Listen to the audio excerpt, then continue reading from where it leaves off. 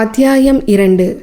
சூரா அல் பக்ராவில் வசனங்கள் 231 முதல் 242 வரை இறைவன் என்ன கூறுகிறான் என்பதை பார்க்கலாம்.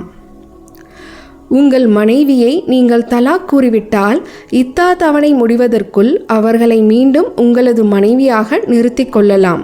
அப்படி செய்ய விருப்பமில்லாத பட்சத்தில் அவர்களை துன்புறுத்தாது விட்டுவிட வேண்டும் என்பது பற்றியும், மேலும் நீங்கள் தலாக் கூறிய பின்னர் உங்கள் மனைவி வேறொரு ஆண்மகனை மணந்து கொள்வதை தடுக்கக்கூடாது என்பது பற்றியும், தலாக் கூறப்பட்ட தாய்மார்கள் தங்கள் குழந்தைகளுக்கு 2 வருட காலம் பாலூட்டலாம் என்றும், கணவர் இறந்துவிட்டால் மனைவி மரண இத்தா இருக்க வேண்டும் என்றும், மேலும் இத்தா தவணையை முடித்துவிட்ட பிறகே மறுமணம் செய்து கொள்ளலாம் என்றும் இறைவன் தெளிவாக கூறுகிறான்.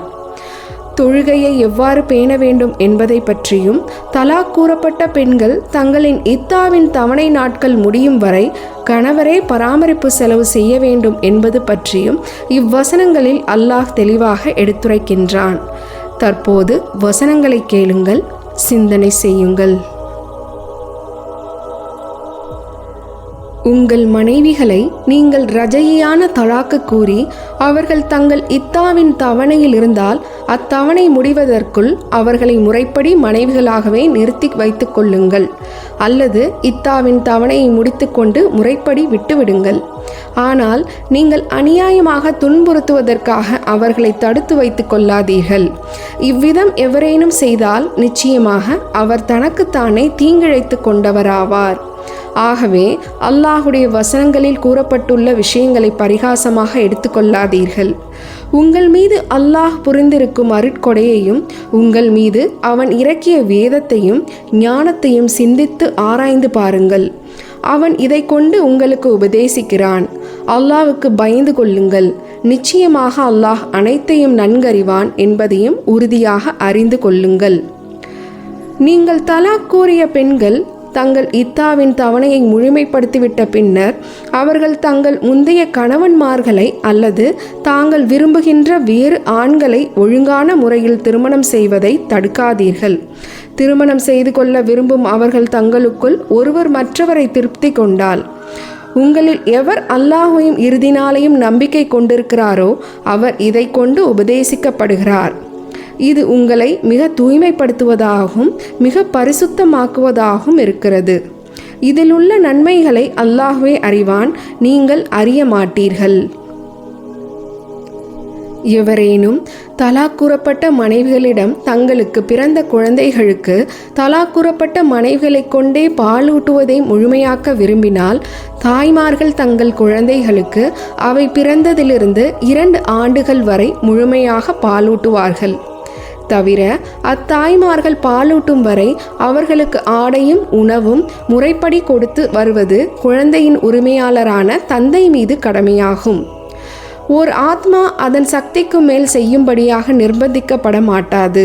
ஆகவே குழந்தைக்காக தனக்கு வேண்டிய உணவின்றியே பாலூட்டும்படி அதன் தாயையோ அல்லது சக்திக்கு அதிகமாக கொடுக்கும்படி தந்தையையோ துன்புறுத்தப்பட மாட்டாது. தவிர இவ்வாறே குழந்தையின் தந்தை இறந்துவிட்டால் அதை பராமரிப்பது வாரிசுகள் மீது கடமையாகும். குழந்தையின் தாய் தந்தை இருவரும் ஆலோசனை செய்து குழந்தையின் பால்குடியை 2 ஆண்டுகளுக்குள் மறக்கடிக்கவோ அல்லது தாயை விட்டு குழந்தையை பிரித்துவிடவோ நாடினால் அவ்வாறு செய்வது அவர்கள் மீது குற்றமல்ல. மேலும் நீங்கள் உங்கள் குழந்தைகளுக்கு செவிலித்தாயை கொண்டு பாலூட்ட கருதி அதுவரை பாலூட்டி வந்த பெற்ற தாய்க்கு நீங்கள் கொடுக்க வேண்டியதை முறைப்படி கொடுத்துவிட்டால் அவ்வாறு செவிலித்தாயை கொண்டு பாலூட்டுவது உங்கள் மீது குற்றமாகாது. இவற்றில் நீங்கள் அல்லாஹ்வுக்கு பயந்து கொள்ளுங்கள். நிச்சயமாக அல்லாஹ் நீங்கள் செய்பவற்றை உற்று நோக்குகிறான் என்பதையும் உறுதியாக அறிந்து கொள்ளுங்கள். உங்களில் எவரேனும் மனைவிகளை விட்டு இறந்தால் அம்மனைவிகள் 4 மாதம் 10 நாட்கள் இத்தா முடிவதை எதிர்பார்த்திருக்கவும். இதற்கு மரண இத்தா என்று பெயர். ஆதலால் அவர்கள் தங்கள் இத்தாவின் தவணையை முடித்துவிட்டால் அவர்களில் மறுமணம் செய்ய விருப்பம் உள்ளவர்கள் தங்களை ஒழுங்கான முறையில் அலங்காரம் ஏதும் செய்து கொள்வதை பற்றி குற்றமில்லை. நீங்கள் செய்வதை அல்லாஹ் நன்கறிவான். இத்தா இருக்கும் ஒரு பெண்ணை நீங்கள் திருமணம் செய்ய கருதினால் உங்கள் திருமண விருப்பத்தை நீங்கள் ஜாடையாக அறிவிப்பதினாலோ அல்லது உங்கள் மனதில் மறைவாக வைத்துக் கொள்வதினாலோ உங்கள் மீது குற்றமில்லை. ஏனெனில் நீங்கள் உங்கள் எண்ணத்தை இத்தா முடிந்த பின் அவர்களிடம் நிச்சயமாக கூறுவீர்கள் என்பதை அல்லாஹ் நன்கறிவான். ஆதலால் நீங்கள் கண்ணியமான முறையில் ஜாடையாக கூறுவதை தவிர இத்தாவுடைய காலத்தில் திருமணத்தை பற்றி அவர்களுடன் இரகசியமாகவும் வாக்குறுதி செய்து கொள்ள வேண்டாம். மேலும் இத்தாவின் தவணை முடிவதற்குள் அவர்களை திருமணம் செய்து கொள்ளவும் நாடாதீர்கள். உங்கள் மனதில் உள்ளவற்றை நிச்சயமாக அல்லாஹ் அறிவான் என்பதை நீங்கள் உறுதியாக அறிந்து அவனுக்கு பயந்து கொள்ளுங்கள். இத்தகைய எண்ணத்தை தவிர்த்து கொண்டால் நிச்சயமாக அல்லாஹ் மிக்க மன்னிப்பவன், பொறுமையுடையவன் என்பதை அறிந்து கொள்ளுங்கள். பெண்களின் மகரை குறிப்பிடாமல் திருமணம் செய்து அவர்களுடன் நீங்கள் வீடு கூடாமல் தலாக்கு கூறிவிட்டாலும் உங்கள் மீது குற்றமில்லை. ஆயினும் அவர்களுக்கு ஏதும் கொடுத்து பயனடைய செய்யவும், பணக்காரன் தன் தகுதிக்கேற்பவும் ஏழை தன் சக்திக்கேற்பவும் கண்ணியத்தோடு அவர்களுக்கு கொடுத்து பயனடைய செய்ய வேண்டியது நல்லோர் மீது கடமையாகும். ஆனால் அவர்களுடைய மகரை நீங்கள் குறிப்பிட்டிருந்து அவர்களை தொடுவதற்கு முன்னதாகவே தலாக்கு கூறிவிட்டால் நீங்கள் மகராக குறிப்பிட்டிருந்ததில் பாதி அப்பெண்களுக்கு உண்டு.